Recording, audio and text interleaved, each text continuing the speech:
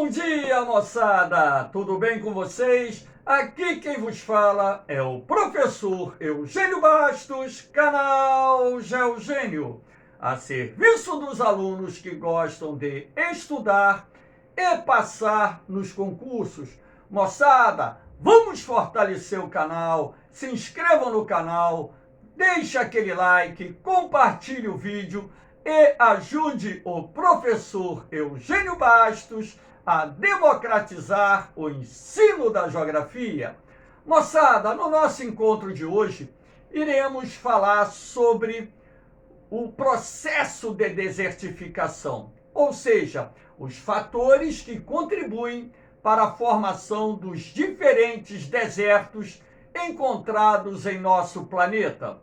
Iremos fazer uma abordagem dos fatores naturais, uma vez que a ação antrópica também contribui para a formação dos núcleos de desertificação e até mesmo surgimento de novos desertos e ainda a expansão dos desertos existentes em nosso planeta.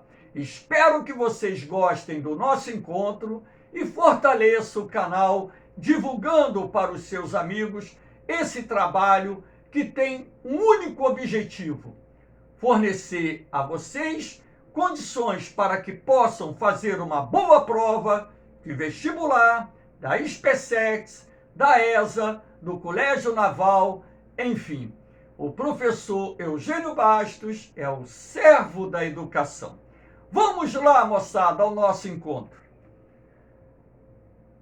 Aqui nós temos um planisfério cujo objetivo é mostrar a vocês a localização dos mais importantes desertos existentes em nosso planeta, assinalados aqui na tonalidade vermelha, que representa as regiões áridas, ou seja, as regiões mais secas, formadoras dos desertos. E a parte amarela mais escura representa as regiões semiáridas, que são zonas de transição entre regiões subúmidas e regiões desérticas. Eu chamo a atenção de vocês para um fato. Essas duas linhas azuis mais escuras que eu destaquei aqui, a de baixo representa o Trópico de Capricórnio e a de cima representa o Trópico de Câncer. Então, se vocês observarem bem, boa parte dos desertos existentes em nosso planeta se encontram nas imediações dos trópicos de Capricórnio e Câncer, ou seja, entre os trópicos de Capricórnio e Câncer e mais ou menos os paralelos 30 graus norte e 30 graus sul. Mas, professor, por que a maioria dos desertos da Terra se encontram nessa zona? Ora, isso se deve principalmente à circulação atmosférica. Vamos ver no próximo slide de que forma a circulação atmosférica interfere na formação desses desertos. Aqui eu coloquei um esquema, montei um desenho no PowerPoint para mostrar a vocês o seguinte. Aqui nós temos o Trópico de Capricórnio, TC. Aqui nós temos a linha do Equador. E aqui nós temos o Trópico de Câncer. Em vermelho, nós temos os ventos alísios. Ventos alísios são aqueles que sopram das imediações dos trópicos em direção à linha do Equador. São ventos quentes e úmidos. Na medida em que esses ventos se aproximam da zona equatorial da Terra, uma região mais aquecida, as correntes ascendentes de ar elevam o ar quente e úmido, que ao subir vai se resfriar, o vapor d'água vai se condensar, formando nuvens nas imediações da zona equatorial da Terra. Essas nuvens criarão uma zona de instabilidade atmosférica responsável por boa parte das chuvas que caem na zona equatorial do planeta. No entorno da linha do Equador, nós temos a ZECIT, a Zona de Convergência Intertropical, que nada mais é do que a área onde se processa o encontro dos ventos alísios. Esses ventos quentes e úmidos, que levados pelas correntes ascendentes, subiram nas imediações da zona equatorial, se resfriaram, o vapor d'água se condensou, formando nuvens que precipitaram nas imediações da região equatorial. Esses ventos vão perder umidade, o ar vai ficar mais seco. Então, aqui em cima você vai ter uma corrente de ar que viajará no sentido contrário dos ventos alísios. Esse ar frio e seco vai descer exatamente nas imediações dos trópicos, dando origem a centros de alta pressão atmosférica. Esses centros de alta pressão atmosférica são áreas dispersoras de vento.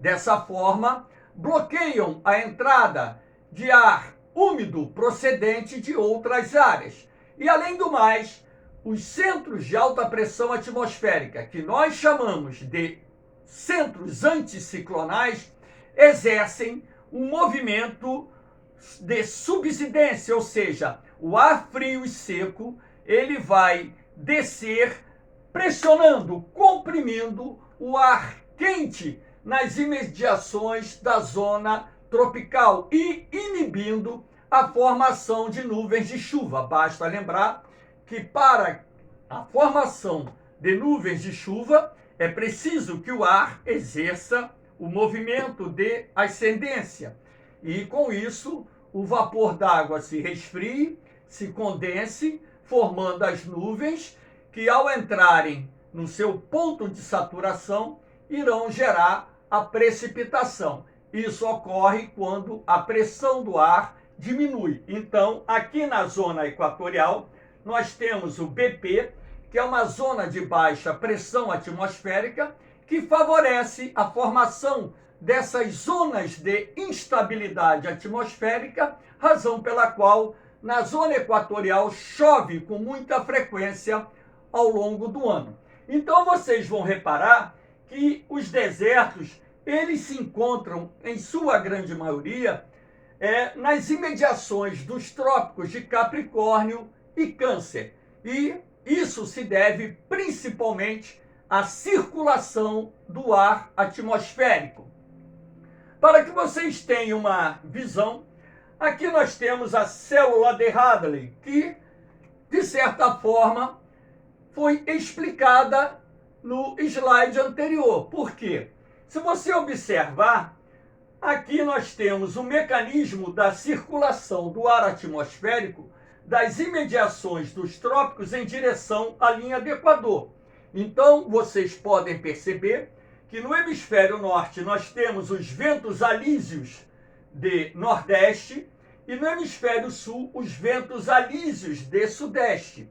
Então, esses ventos se encontram na zona equatorial ou nas imediações da linha do Equador, criando uma zona de instabilidade atmosférica e retornando através das correntes superiores em direção aos trópicos. Se vocês perceberem bem, verão que aqui em cima, onde passa o trópico de Câncer, você tem um sistema representando uma área dispersora de ventos, ou seja, os ventos alísios de nordeste migrando em direção à linha do Equador, e aqui em cima você vai ter os ventos de sudoeste migrando em direção contrária.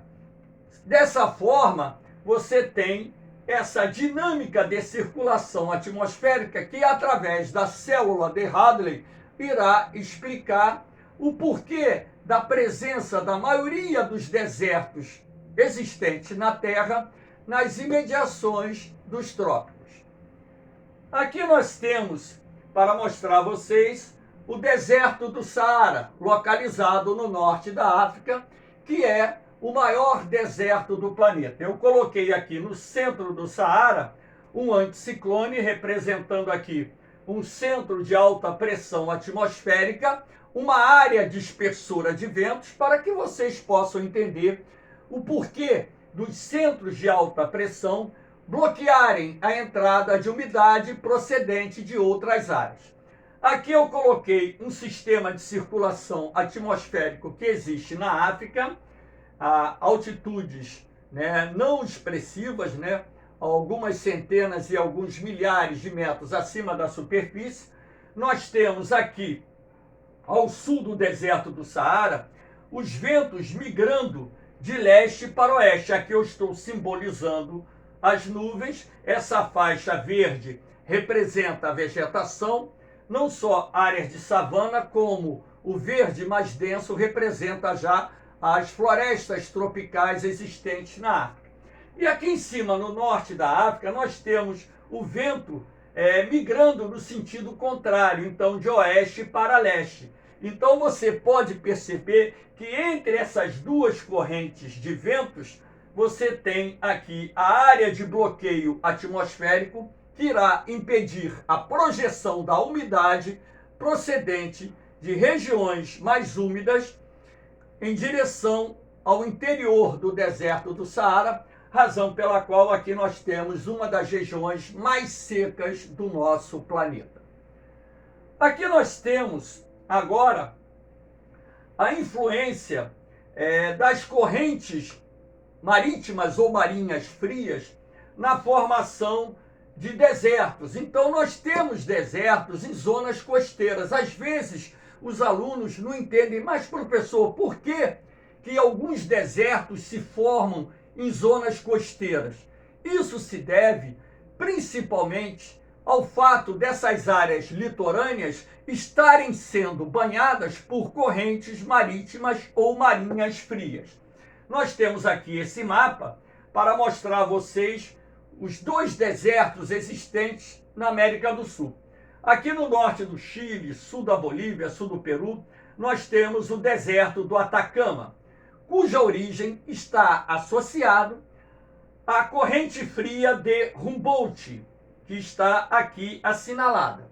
Os ventos sopram nessa posição de oeste para leste. Então, quando a massa polar pacífica, a MPP, ela se desloca em direção ao Chile, na medida em que essa massa de ar passa pela área oceânica do Pacífico Sul, banhada pela corrente fria de Humboldt, o resfriamento maior do ar atmosférico promoverá a condensação do vapor d'água, a formação de nuvens, levando estas ao ponto de saturação. Então essas nuvens irão precipitar, provocar chuva sobre o Oceano Pacífico. Então, quando essas nuvens chegam aqui no litoral chileno, no litoral peruano, elas já estão relativamente enfraquecidas, razão pela qual a probabilidade de provocarem chuvas diminui de forma sistemática.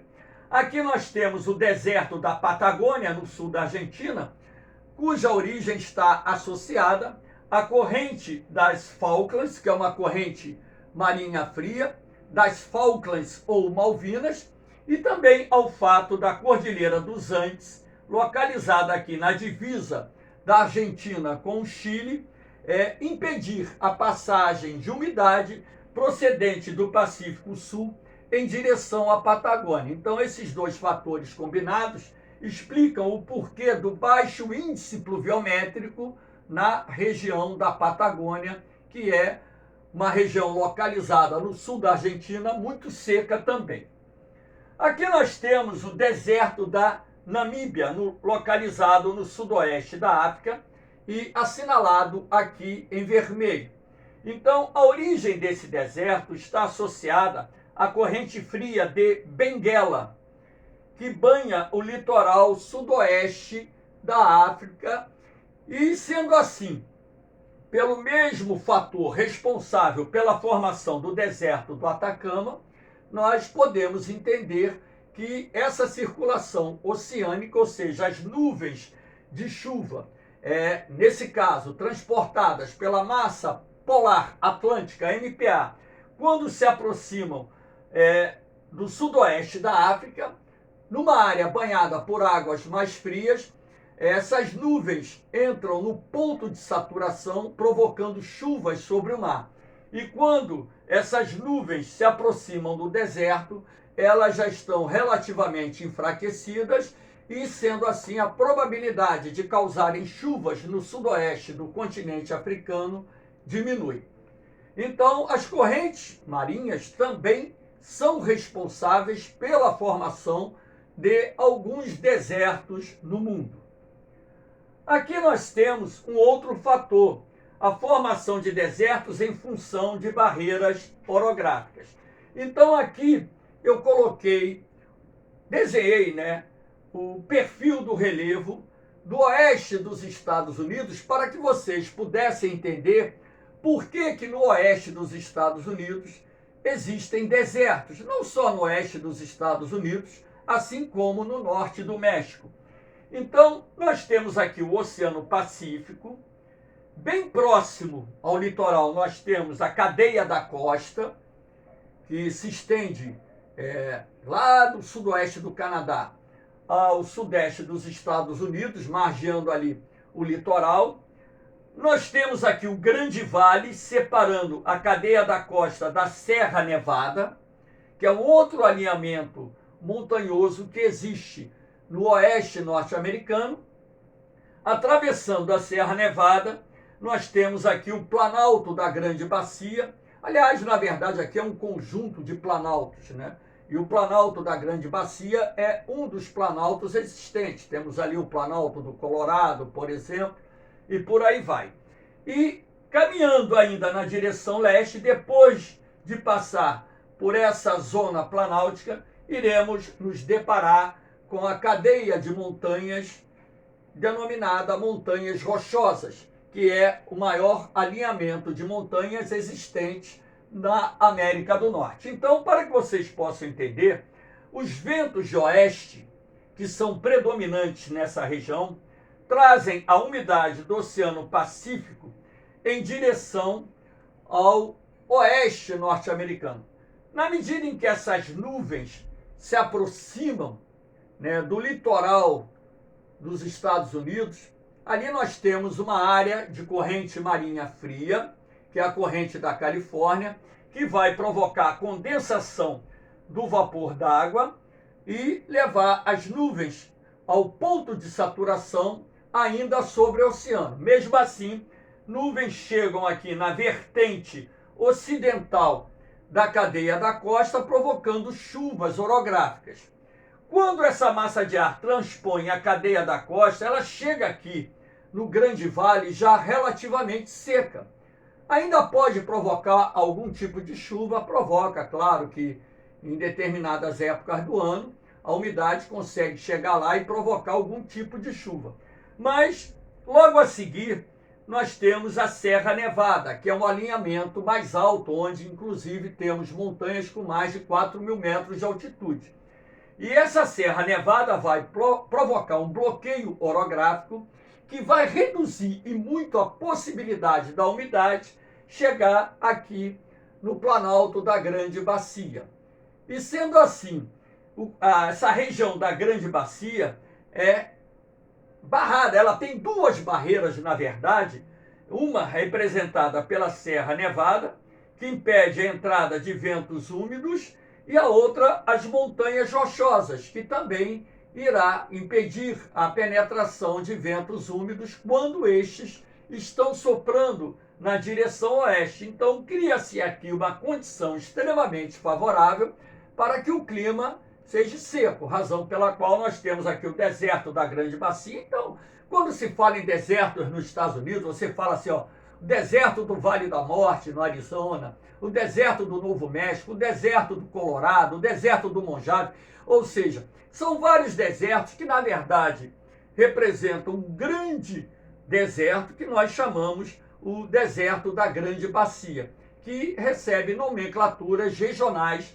dentro dos Estados Unidos.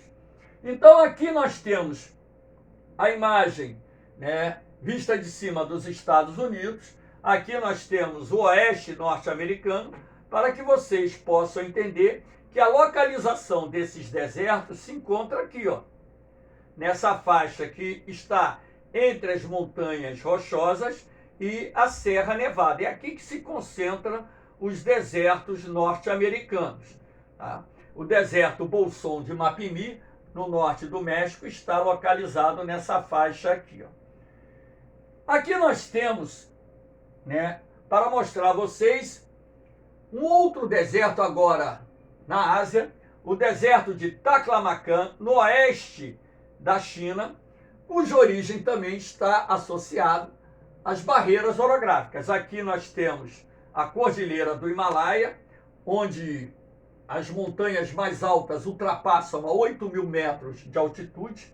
A Cordilheira do Himalaia impede que as monções de verão, que são ventos quentes e úmidos procedentes do Oceano Índico, se projetem em direção ao interior da China, uma vez que essas montanhas são muito altas e obstruem a passagem, né, da umidade procedente do Oceano Índico, e sendo assim, as nuvens de chuva procedentes desse oceano.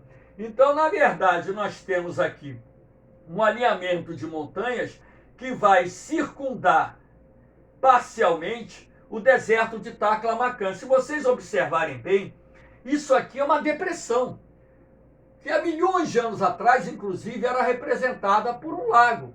Olha o formato aqui, ó. Essa área aqui é mais baixa do que as áreas circunvizinhas. O deserto de Taklamakan é um dos desertos mais secos do mundo. Existem áreas lá que já ficaram mais de 50 anos sem ver uma gota de chuva sequer. Então, é um deserto também cuja origem está associado a barreiras orográficas. Aqui nós temos um outro deserto, agora formado pelo efeito da continentalidade, que é o deserto de Gobi, que pega boa parte da Mongólia e o norte da China. O deserto de Gobi tem a sua formação associada à questão da continentalidade. É uma região mais afastada do mar, onde as monções de verão procedentes do Oceano Pacífico não chegam a essa região. A umidade que entra aqui no verão é relativamente baixa e as massas polares procedentes da região siberiana, localizada na Rússia, que se encontra mais ao norte, também quando passam ali, já passam enfraquecidas. Pode ocorrer neve? Ocorre. O inverno na Mongólia, no deserto de Gobi, é muito frio. Nós temos a nevasca no deserto de Gobi, temperaturas muito baixas. Assim como pode ocorrer chuvas de convecção no verão, pode, mas o índice pluviométrico é muito baixo nessa região e isso se deve principalmente ao efeito da continentalidade. Claro, não podemos descartar a dinâmica das massas de ar, que também desempenha um papel importante dentro desse contexto. Aqui nós temos a Austrália. Mostrar a vocês aqui a Austrália, né, um mapa muito bonito. 2/3 do território australiano são representados por desertos e regiões semiáridas. Ora, mas professor, a Austrália ela tem mais de 7 milhões de quilômetros quadrados, é circundada pelo oceano. Do lado direito aqui nós temos o Oceano Pacífico, do lado esquerdo aqui nós temos o Oceano Índico, né? Enfim. Mas por que a Austrália, circundada por mar, tem 2/3 do seu território dominados por climas áridos e semiáridos? Isto porque a Austrália é cortada pelo Trópico de Capricórnio. Sendo assim, aqui nós temos um centro de alta pressão atmosférica, uma área anticiclonal que bloqueia a entrada de umidade procedente do mar. E há de se destacar ainda que a Austrália é banhada por 2 correntes marinhas ou marítimas frias. A corrente Atlântico circumpolar e a corrente da Austrália. Essas 2 correntes frias também irão contribuir para a formação dos desertos australianos, que inclusive aqui no oeste chega até a zona costeira. Pelo mesmo efeito de formação do deserto do Atacama, na América do Sul, e do deserto da Namíbia, no sudoeste da África, parte do território australiano é desértico em função do fato do litoral sul e do litoral ocidental ser banhado por correntes marinhas frias. E sendo assim, também a presença de um anticiclone, ou seja, de um centro de alta pressão atmosférica no interior da Austrália, bloqueando a entrada de umidade procedente do oceano e também gerando aquele movimento de subsidência do ar que vai inibir a formação de nuvens de chuva e, sendo assim, dificultar a ocorrência de precipitação em boa parte do território australiano. Moçada, espero que vocês tenham entendido o processo de formação dos desertos. Qualquer dúvida, deixe lá no comentário, podem fazer perguntas à vontade, que dentro da minha disponibilidade eu vou respondendo. Normalmente eu respondo no mesmo dia. E sendo assim, espero ter conseguido mostrar a vocês a origem dos principais desertos do mundo e, claro, lembrando a vocês que existem desertos hoje em formação cuja origem está relacionada à ação do homem, o principal agente modificador das paisagens naturais do nosso planeta. Moçada, um forte abraço em todos vocês, um beijão no coração, fiquem com Deus, eu vou, mas eu volto, hein? Fui!